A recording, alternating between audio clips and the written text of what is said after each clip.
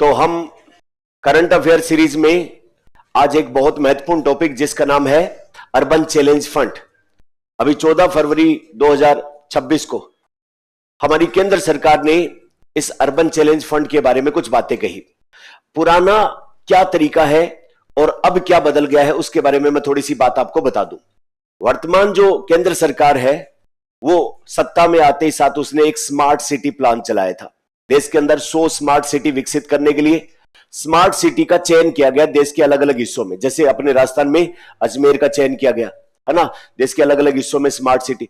तो smart city कहते किसको है?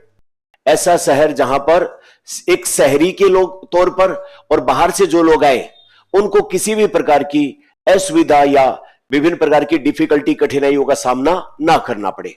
तो इसका मतलब एक स्मार्ट सिटी वो होती है जहां पर ट्रांसपोर्टेशन सिस्टम काफी स्मूथ, खास करके पब्लिक ट्रांसपोर्टेशन अच्छा। दूसरा, वहां पर पानी की सुविधा, बिजली की सुविधा और सीवरेज लाइन की सुविधा अच्छी। तीसरा, वहां पर आने जाने वाले लोगों के लिए सौंदर्यीकरण यानी कि बिल्कुल साफ सुथरा, गंदगी वगैरह ऐसा कुछ भी नहीं। और आम जो शहरी हैं उनको जीवन को आसान बनाने वाली सारी चीजें, पार्क वगैरह वो सब डेवलप होते हैं। तो ऐसा शहर क्या कहलाएगा? स्मार्ट शहर। और आते ही साथ सरकार ने स्मार्ट सिटी प्लान शुरू किया। और स्मार्ट सिटी प्लान शुरू किया उसमें केंद्र सरकार ने क्या किया कि एक बजट जारी किया और उस राज्य के, उस शहर की लोकल अथॉरिटी और राज्य सरकार उनको जिम्मेदारी दी कि आपके इस शहर में स्मार्ट सिटी बनने में जो भी बाधाएं हैं उनको दूर करने के लिए इस पैसे का उपयोग करो और अपनी तरफ से कुछ पैसा मिलाओ और प्रोजेक्ट चलाओ। जैसे नई पार्क डेवलप करना, नए मेट्रो डेवलप करना, फ्लाईओवर बनाना या सौंदर्यीकरण करना या विभिन्न योजनाएं चलाओ। अब इसमें क्या होता है, सरकारों ने पैसे दे दिए, टेंडर हो गए, ठेके हो गए और उसके बाद उसमें भ्रष्टाचार का एक दौर शुरू होता है। अगर चीज खराब हो जाए तो किसी की कोई अकाउंटेबिलिटी भी तय नहीं होती है। यह सिस्टम अपने आजादी के बाद से लगातार चलता चला आ रहा है। सरकार किसी काम विशेष का टेंडर जारी करती है, उसके लिए पैसे दे देती है और उसके बाद विभिन्न प्रकार की जो है वो अनियमितताएं, भ्रष्टाचार और उन सब चीजों को हम देखते चले जाते हैं। इस बार तरीका बदला गया। क्या कहा गया कि देश के जो टीयर 2 और टीयर 3 जो मेट्रोपॉलिटन सिटी है उसके बाद वाले शहर, जैसे अपना जयपुर शहर है, टीयर 2 सिटी आता है, बड़ा मेट्रो शहर नहीं है। इसी प्रकार जो है वो दूसरे देश भर के टीयर 2 और इसके बाद छोटे शहर आते हैं टीयर 3 शहर।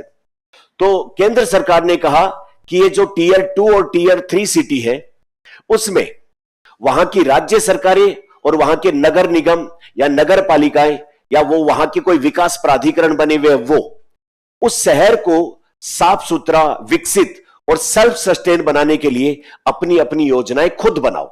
जैसे जयपुर की लोकल आवश्यकताएं क्या है? आज के दिन ट्रैफिक की एक समस्या बढ़ती चली जा रही है।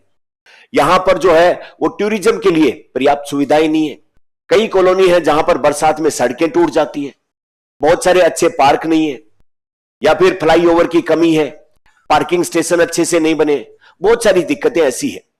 तो फिर अब ये अर्बन चैलेंज फंड के तहत केंद्र सरकार जयपुर की जो अथॉरिटीज है, लोकल जयपुर का विकास करने वाली, चाहे वो जेडीए हो चाहे नगर निगम हो, उनको कहेगी कि आप अपनी जयपुर की आवश्यकताओं के हिसाब से प्लानिंग कर लो और उस प्लानिंग के लिए जो पैसा लगेगा उस पैसे में से कुछ हिस्सा तो हम आपको देंगे और कुछ हिस्सा प्राइवेट प्लेयर से, प्राइवेट लोगों से आप जो है वो इकट्ठा करो और उसको पैसे का यूज करके और उस शहर में एक इंफ्रास्ट्रक्चर डेवलप करो। जैसे कि मेट्रो ट्रेन, एक मेट्रो का रूट बनाओ और उस मेट्रो का रूट बनाने में 50,000 करोड़ रुपए अगर खर्चा आएगा तो 25,000 करोड़ तो बाजार से इकट्ठा करो, बाकी अलग अलग फंड से और कुछ पैसा हम आपको देंगे। अब वो मेट्रो बनके तैयार हो गई।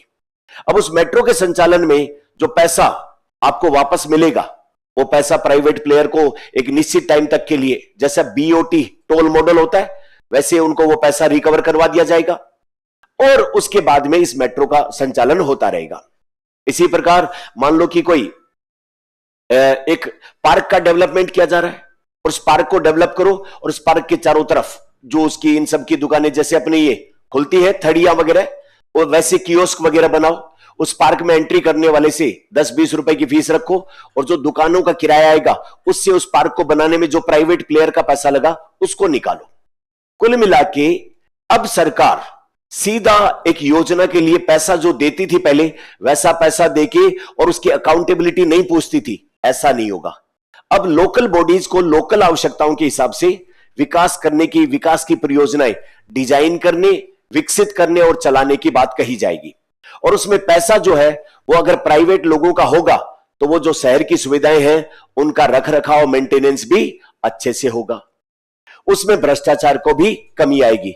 इससे क्या होगा, शहरी क्षेत्र के लोगों को ज्यादा बेहतर सुविधाएं मिलेंगी और शहर के अंदर जो एजेंसीज हैं जो ये काम करती हैं उनकी उत्तरदायित्व या जिम्मेदारी भी तय होगी।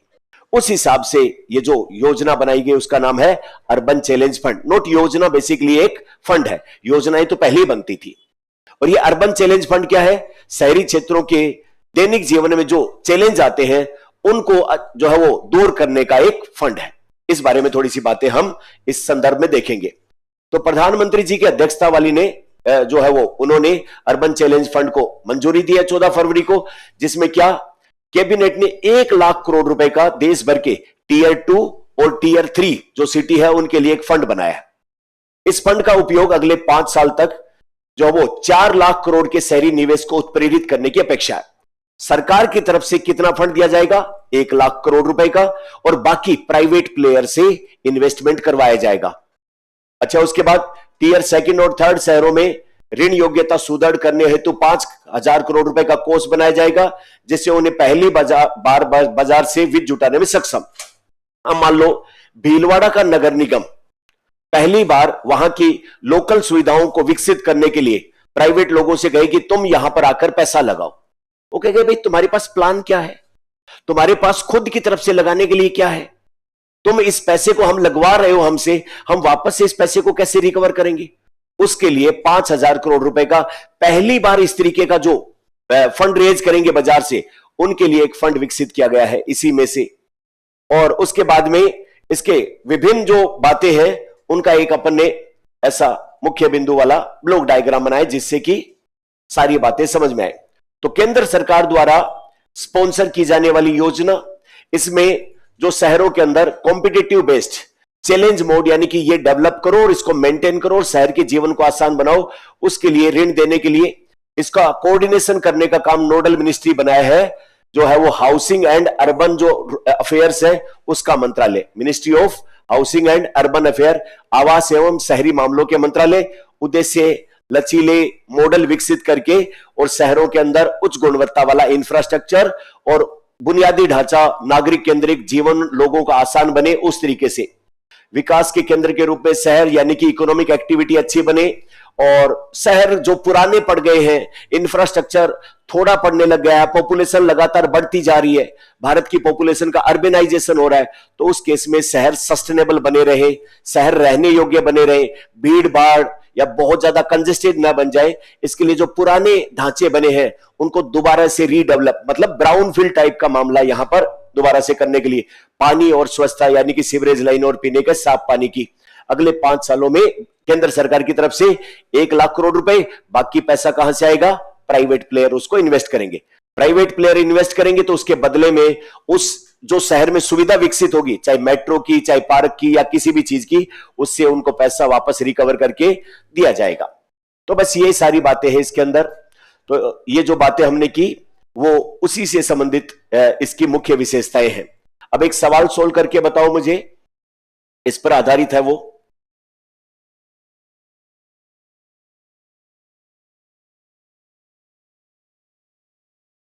सत्य कथन का चुनाव करना है आपको।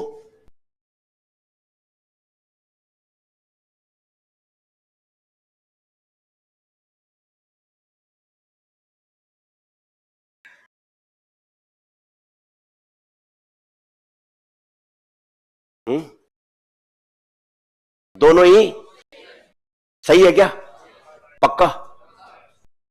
ठीक है, तो मिलते हैं कल किसी नए टॉपिक के साथ। Thank you very much.